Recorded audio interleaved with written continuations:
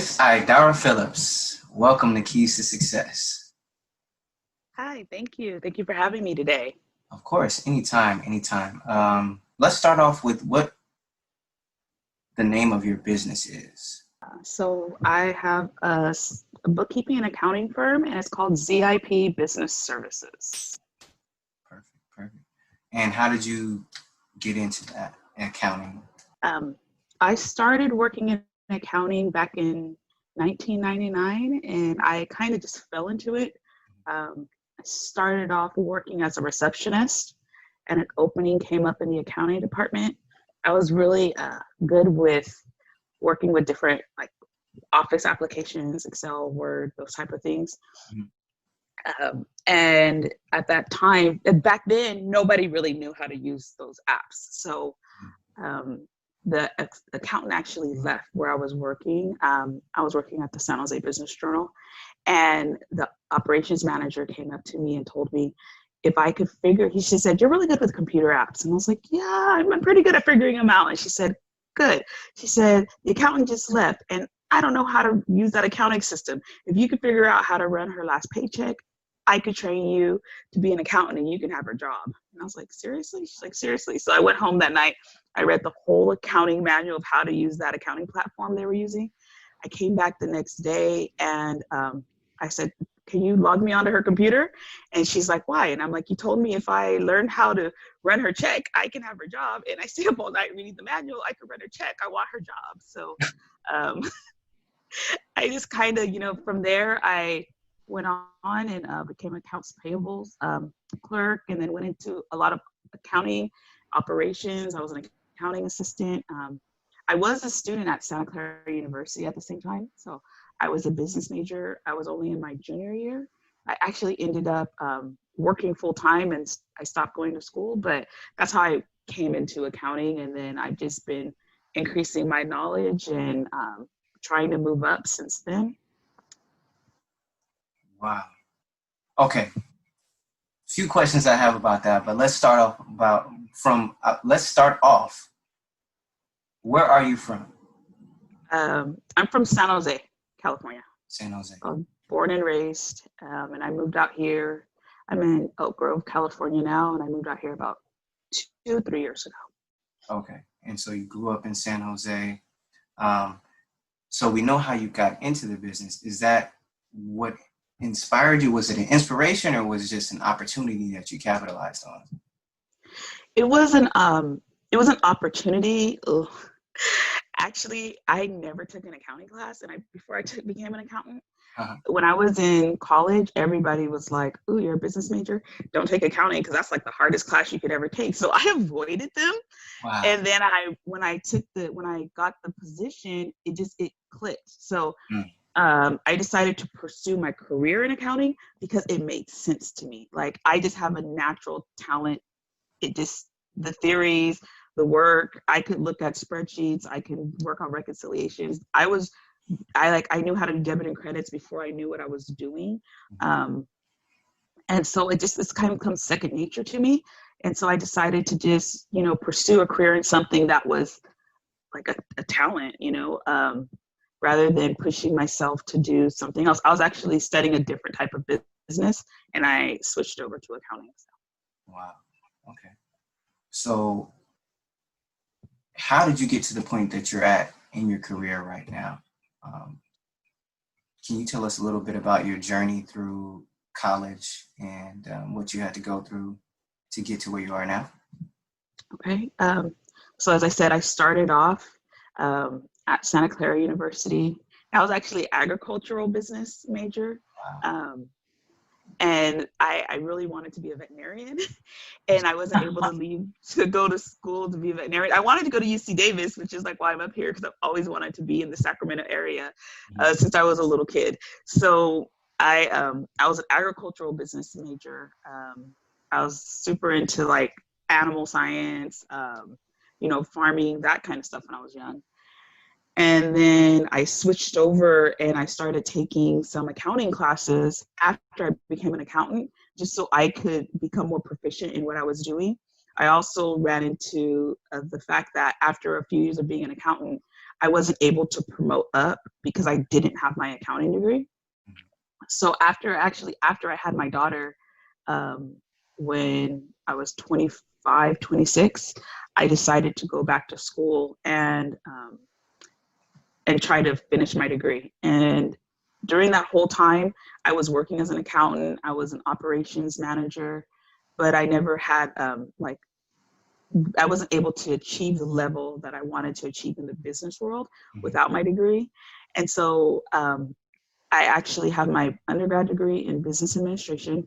When I went in for accounting, it was impacted, and they told me it was going to be like 2 years to get my accounting undergrad degree. So I was like, in 2 years, I could finish the degree. So I already had a lot of business credit. So I finished my undergrad degree in business administration.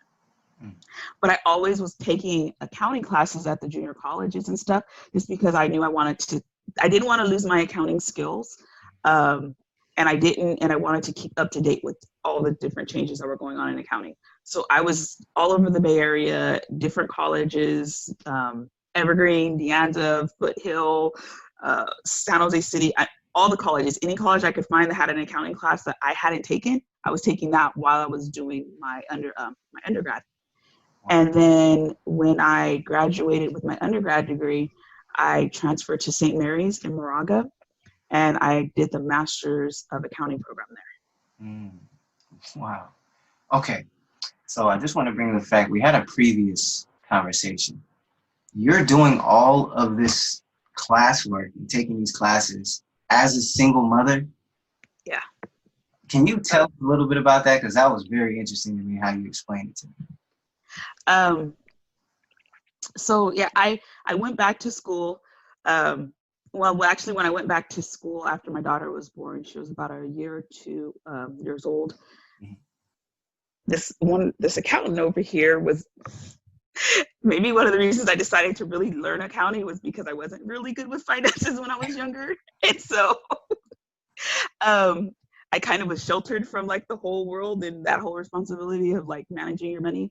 So I actually got behind in my student loans and I defaulted on my loan. When I went back to Santa Clara to try to finish up like my last year and a half, they told me I had to pay off my whole loan before I could re-enroll or before I could take my transcripts out.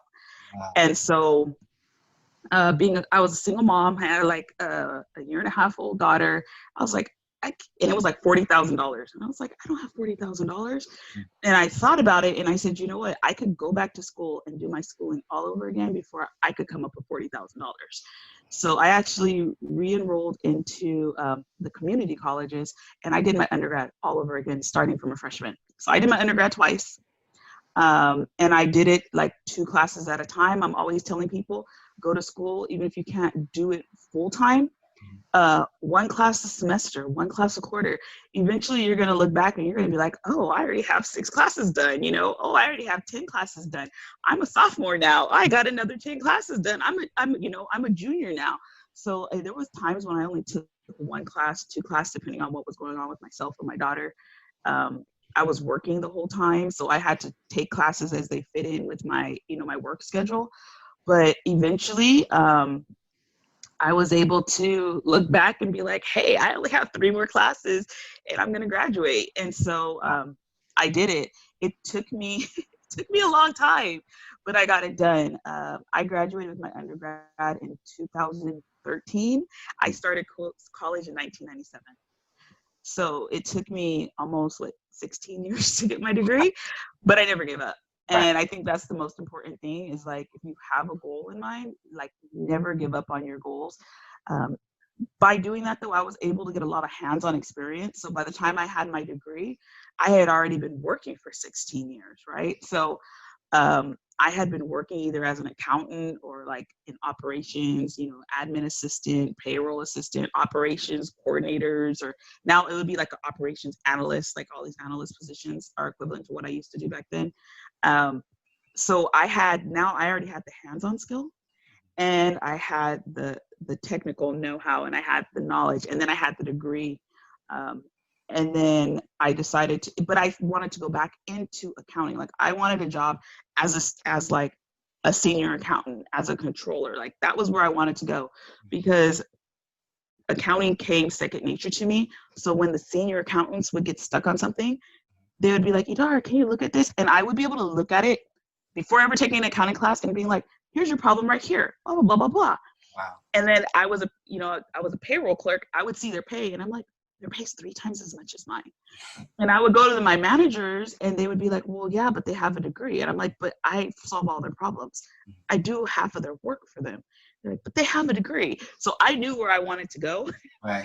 And so even then, once I had my bachelor's, people were like, well, how do I know you know accounting? And I'm like, because I've been doing it for so long. They're like, but your position was really low. So I decided, okay, then I'm going to go back and get a master's so people could see really that I know what I'm talking about. And so I have my master's and I'm actually like a CPA candidate. So I just have to sit for my exams. I've done everything else, but I have a family.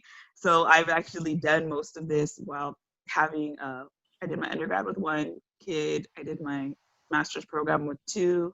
Now I have 5. And so I'm trying to balance work, life, and kids. And it's exciting, especially right now in these times when there's school closed and you have a house full of kids and you're trying to run your own business. But it's interesting. But I did it all as a single mom. And I hope that I can also inspire people to, keep going after your dreams and never give up. And even if it's like 1 class at a time, you take 1 class at a time, that's, 2 classes a year. And after a couple of years, you'll be halfway there. So. Amazing. That is simply outstanding.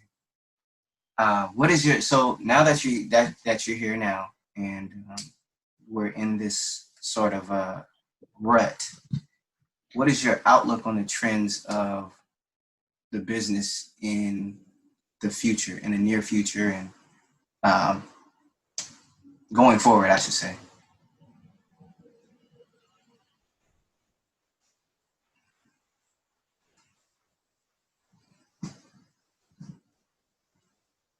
I'm sorry.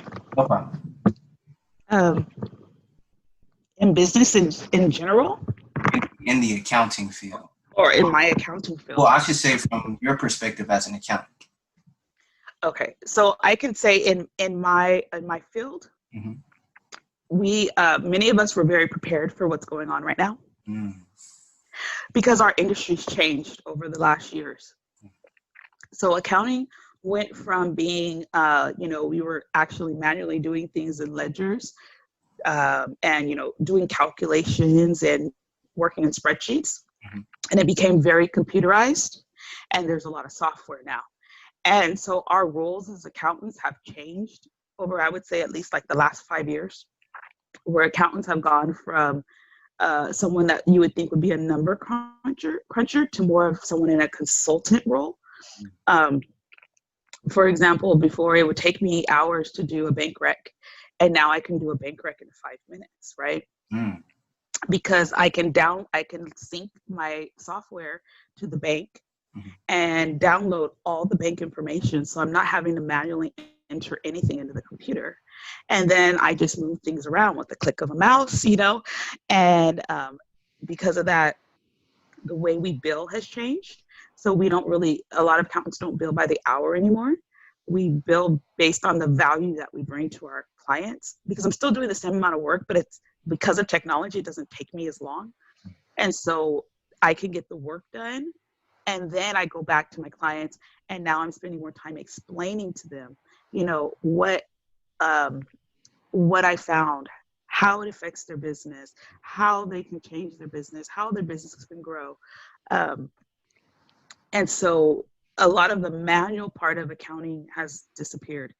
Also with the software, a lot of the internet, the software is now in the cloud. So before, I use QuickBooks. That's the primary accounting system I use. I know other